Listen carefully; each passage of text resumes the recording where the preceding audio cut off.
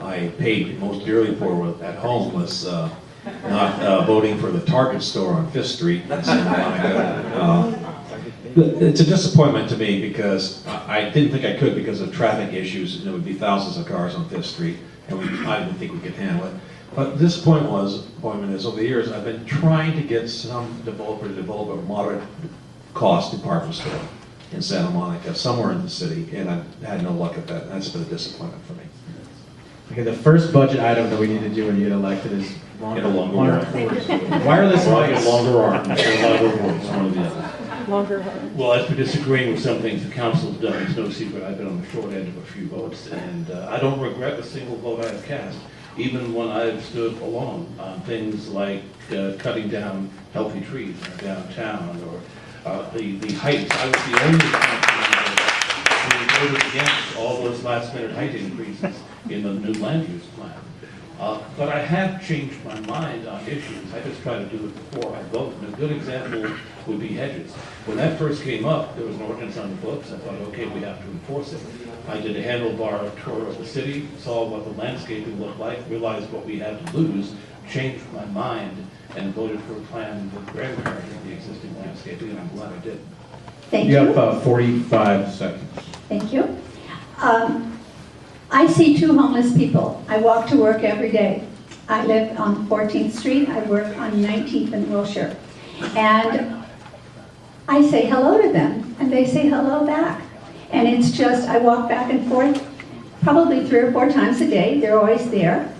They're nice people. There's one man that hollers and yells and screams, and I will walk up to him and say hello, and he'll stop.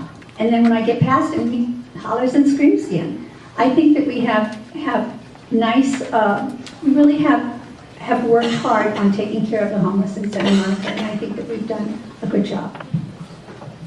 Well, I'm being asked less frequently by the homeless for anything because there seems to be that we're doing a pretty good job of reducing the number of homelessness. But when I am asked, I'm always polite and courteous.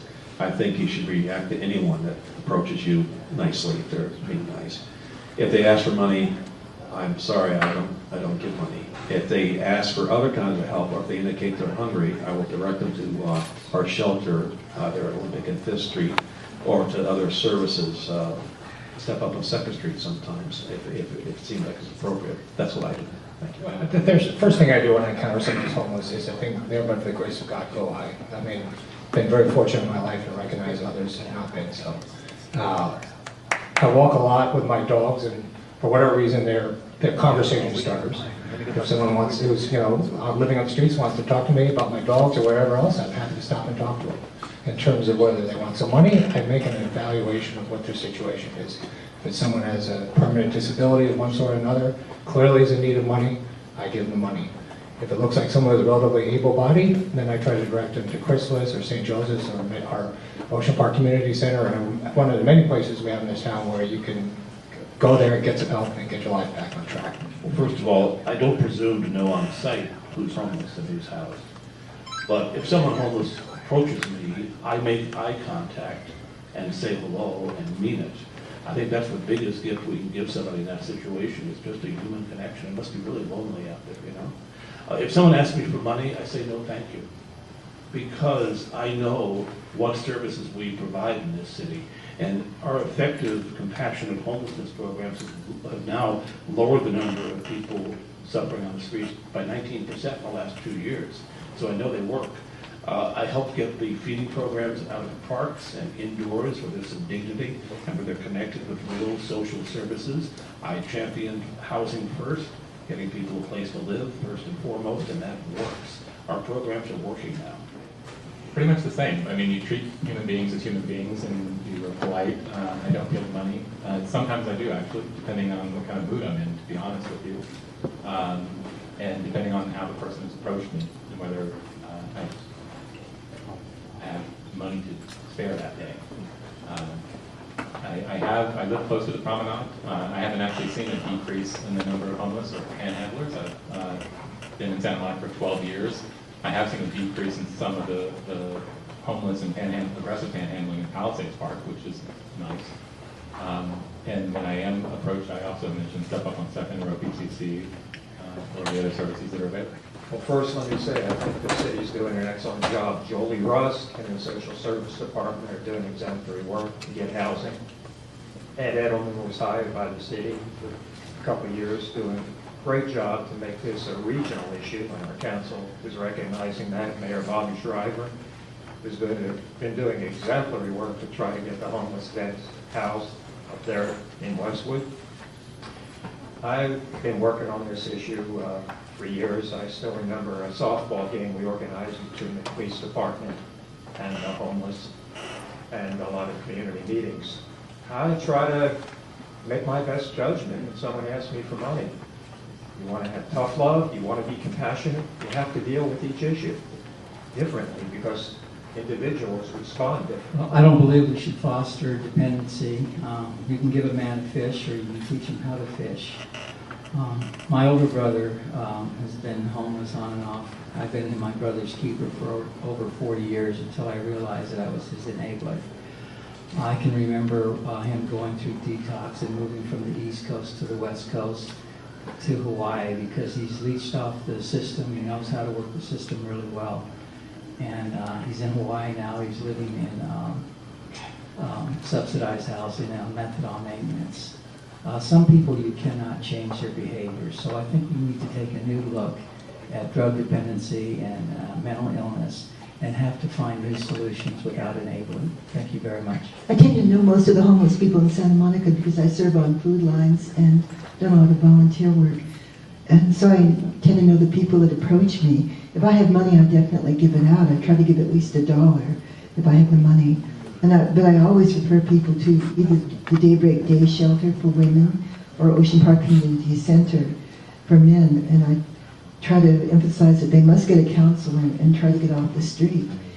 I feel that you should give money because I don't think it enables anybody. If you're unemployed, you're likely to be homeless. I think that the cure for homelessness is full employment. If people have jobs, they can afford a place to live. I don't think people are homeless by choice. I think they're homeless because of economic circumstances, and you should take that into consideration.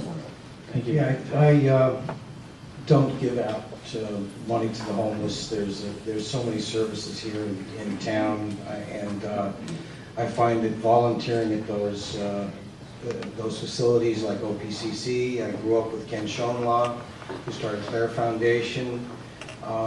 Works a lot with many of these programs, and I carry a card that lists them and give that to them instead.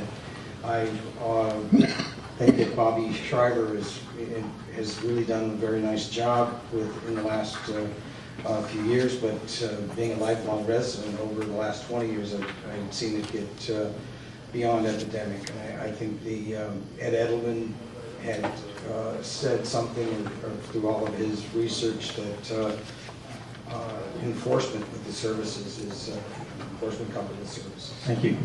All right. This is a yes or no question.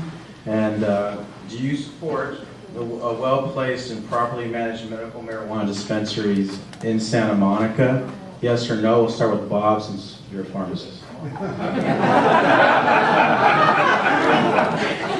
Yes or no? So, well-placed, properly managed. It's an oxymoron. No. Yes.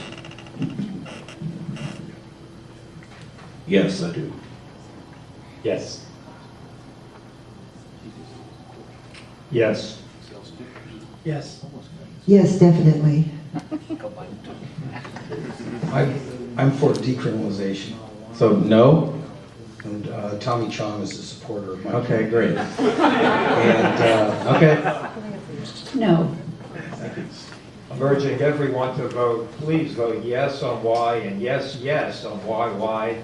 On RR for renters' rights, I'm urging you to please vote yes on that. It's very reasonable. And any money to Santa Monica College and the educational needs they have, if that comes out of the other half of the remaining money, like police and fire, sure, they need it too. No on Y, yes on YY. And what was the? RR, the rent control protection, rent protection. Actually, I'm undecided on RR. I'm not quite sure how suddenly, after 30 years of being a leader in rent control and residents' rights, we suddenly discovered something in our city charter that needed amending in order to address. It seems like it's just an election year issue in order to play to a certain base. But I am in favor of helping our residents stay in their homes. I'm just not sure that RR is this is really going to accomplish How that. about the SMC question? Any of that? Education funding goes to them. I believe YY was written and designed for the school district, the K-12 district. And Okay. Well, I helped research and write Measure RR, which Glenn Davis and I brought to the council, so obviously I support it. What's changed is the circumstances in Santa Monica. We need greater protection now. Things have increased in pressure on landlords and tenants, and we need to now give just cause eviction protection to everybody who rents in Santa Monica. They don't all have it now and they deserve it. Measure Y and YY, I was on a panel here earlier with Tom Larmore, believe it or not. Tom and I are old buddies, as you probably know. And I totally support those. I feel that, yes, we should be supporting the senior emeritus programs at SMC, but that should come out of the city part of the money, not out of the school. I support Y, YY, and RR. I believe that when Y passes, that half of the money should go to the K through 12 public school district, and that any money that goes to SMC should come out of the other half of the line. I support Measure Y, both of the places before the voters, and YY and ours are also. The issue with Santa Monica College is if they had any interest in that, I wish they had said so before we did this, and not after the fact, not after it had been placed on the ballot and all the campaigning had begun. So at least at the beginning, I would not fund them from that money.